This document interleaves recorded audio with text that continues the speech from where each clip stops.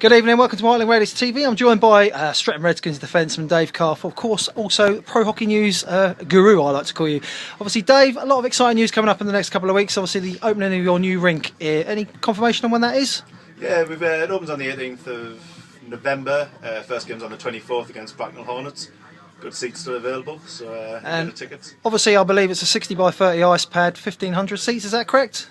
I think it's just over 1,000 seats, slightly less than Olympic size, so yeah, it should be pretty big pad. And is there like a big kind of thing with the opening, obviously some ticket promotions and stuff like that? Or? Yeah, I think we're still in organisation at the minute because the opening game was supposed to be against Invicta on the 9th.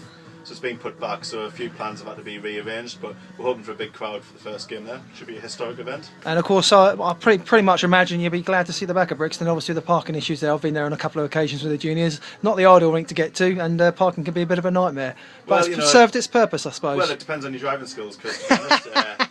I have no problem parking, but I also take the underground, which is quite good. But yeah, I mean, should be a lot of parking on the ice as well. I mean, Brixton's been good, really good to us, really good facility. But Streatham, the Redskins belong in Streatham. It's got a lot of history, so it's really exciting to be going back there. And I think all in all, it's just great for the club. It's great for the juniors. It's great for everyone who uses the ice rink.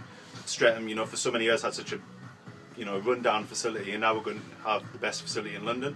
It's just really exciting time to be around Streatham at the minute. And of course, obviously, looking across the league, you've got Milton Keynes temporary facilities due to open, I believe it's this weekend, but I believe they're just waiting on some certifications from the council. It's better having having some ice rather than no ice with the likes of Milton Keynes, and of course yourself being at Streatham for the last couple of years.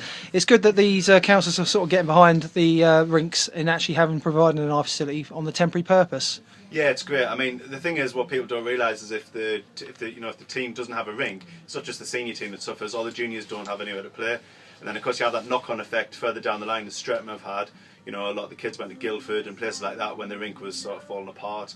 I think Milton Keynes had the same when they closed previously. A lot of kids went to Stevenage and places like that, and you never really get that sort of progression that you had. So you lose age groups, numbers of participants. So it's not just the senior teams; it's the bigger picture as well. So, you know, it's really good that, you know, Milton Keynes have got their temporary facility going, Streatham had a temporary facility, and we just need some of the other clubs to get a bit of luck, teams like Romford to try and get a new rink as well, and then everything should be back to normal. And just on a final note, of course you work for prohockeynews.com every weekend. Must be pretty tough, obviously, coming back from a game, then having to write a massive load of stuff, obviously, and get that up on your iPad or whatever, and sort of put out for the weekend.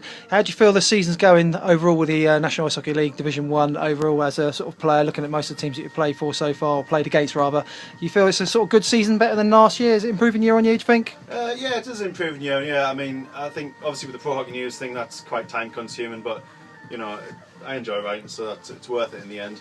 But I think the league itself, it's obviously Romford are a little bit weaker this year. I mean, they're still a tough team to play, but they're not going to be challenging up with Chelmsford and Invicta. I think it's really, you know, between Chelmsford and Invicta for the title. I think if Wightlink can get, you know, a bit of a run of form together, that'd be good. But I think the firepower for teams like Invicta is just so strong that, you know, they've got to be favourites. I think it's a shame down at the bottom. Milton Keynes have had a tough start, but a lot of their games have been in the cup, so you'd think that they'll sort of turn a corner. They've got a lot of good young kids playing for them, so I think taking an overall view of the league, I think down the bottom's got a bit weaker, but obviously at the top you've got the 2-3 teams pulling away as well. So I don't know if it's changed. Nothing's really changed that much. I think it's always been a bit like that, but yeah, it's an exciting game, exciting league, and I think as Milton Keynes proved last week, they took points off London Raiders, and you know, I think Streatham are capable of taking points off the top teams. Every time we come to the Isle of Wight, we seem to get hammered for some reason.